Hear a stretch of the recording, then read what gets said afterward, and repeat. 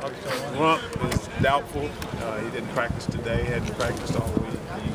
He's doubtful for the game. The rest of the guys should be okay to go, especially the secondary guys, Tate Allen, Mikey Benton, Cody Quinn. Those guys should be available to play in this game. So. Why does that type of guy from Davis puts the Saturday? You know what? Alvin's always given us, great effort. He's a guy that strains to the ball. He'll have a chance to play a little bit more this week, obviously, with Rump being down right now. So looking forward to watching him. He's a guy that, again, knows what to do, always gives you good effort. Not as big as you want inside, but he's a guy that, is a real strong guy and gives good effort. This time of year, do you try and cut down on scrimmages, or you want to cut down on scrimmages? Keep guys fresher? Is there anything? Well, we don't scrimmage, definitely don't scrimmage, but you do. This time of year, you do cut back. We will cut back about 5-10 minutes of our practices. When you get this late in the year. So, you have mostly 11-on-11 stuff, or? No, you usually cut back on your individual. Okay, we cut 2 minutes, about 2 minutes on all the individual periods that we have. So, and those individual periods go in a 10-minute block, so they've cut down to 8 minutes instead of, and then about 2 minutes off of the team 11-on-11. Is this what passes for healthy for you guys? I mean, you're missing one guy, but that's compared to the last few weeks. This would be considered healthy. Again, I was telling Tony, our last 12 SEC games we played, if you take out 9 plays that Morgan played in the last year in the Mississippi State game and 2 plays that Max played this year in the South Carolina game, we've started a true freshman quarterback.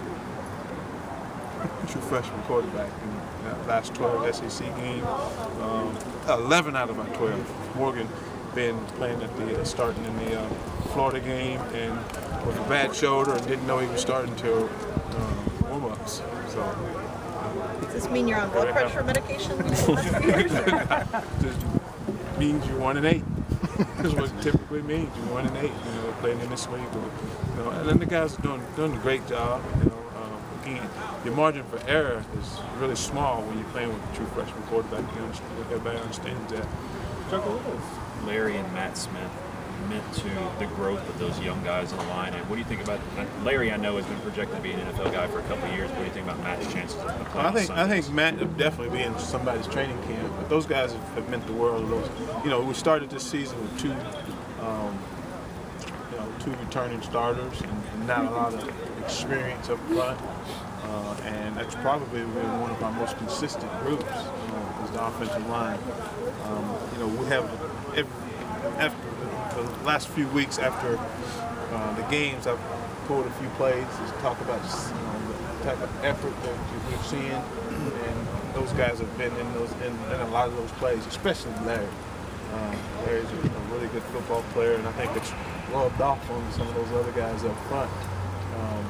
Kevin Mitchell and Zach West and Darian Miller. Those guys are starting to want to get on that reel also.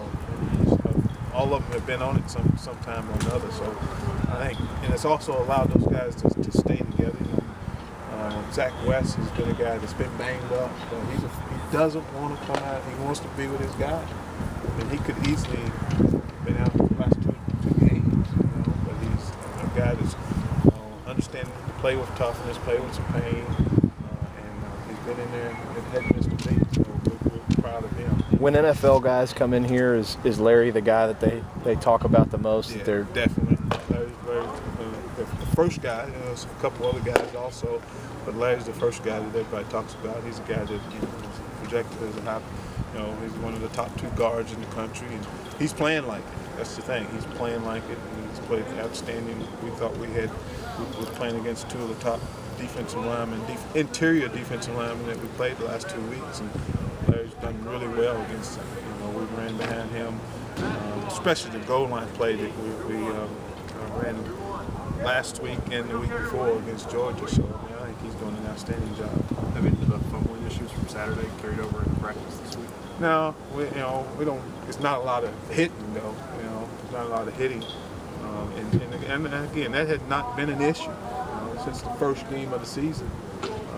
We hadn't put the ball on the ground as at the running back position or any other positions. But it showed up Saturday, and when it shows up on the road in an SEC environment, it usually equals disaster. And that's what it was. Jeffrey, Randy mentioned this, so you may have as well earlier this week, that in hindsight, maybe you come with Morgan when things are slowing down. Is there been much thought to that this week, or is he still just an he's emergency still guy? an emergency guy and a guy that will get in on the goal line.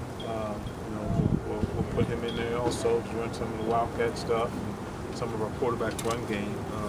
But again, if we're struggling with those two guys, again, he's a guy that can go in and give those guys a breather and let them, see it from the sideline, so things will start slowing down for him. So he's definitely an option. You talked about staying with a plan with Patrick. That'll be the case Saturday. Or do you go with your gut now if you get off to a good start? Well, it's Thursdays when we sit down to come up with a plan to play backups, and we'll go in here and talk about it today. We're going to figure out exactly when we want to plan. Again, we decided third choice last week, and that's what we stuck with. And in his series also, you got a 3rd and 1, and 3rd and 1, and we had been running the ball pretty well. And on 3rd down, we get a false start. Now it's 3rd and 6. If you say, putting the quarterback in change the momentum, to me, when you get a 5-yard penalty, that changes the momentum. It's a 5-yard penalty that's a mental mistake you can't have, and I think that those type of penalties hurt your momentum, especially and convert to 3rd and shorts. The sack that he took in, I think it was the first series, was a little more, I think, than somebody slapping his foot when he goes down. It was his second series. Yeah. His first series we went 3 and out. Right. His first one we rushed for 7 and 2, and then have a 3rd and 1. And I was just wondering if that was a little bit of the difference between high school and college for him. Yeah, because he probably gets out of that pressure. Guys on the ground, probably is quick enough to get out of that. He just couldn't. But I think if he gets away from that, his eyes are downfield. He's got the receiver open. I think he hits. Do your young quarterbacks understand enough or see enough right now to take more shots, to take more maybe gambles to kind of open things up a little bit more? Not gambles. Well, I mean, in terms of taking more, I don't know, deep shots, but just not necessarily playing things close to the vest. Coverages have been, just making sure their eyes are in the right place. It's been an issue, and then again, we've seen people playing some pretty veteran secondaries and doing a good job of disguising things, and teams are saying just keep them in front of you also. Because not give up any big plays, keep them snapping the ball, and that's the thing that we're seeing. So we're not getting people over the top of them.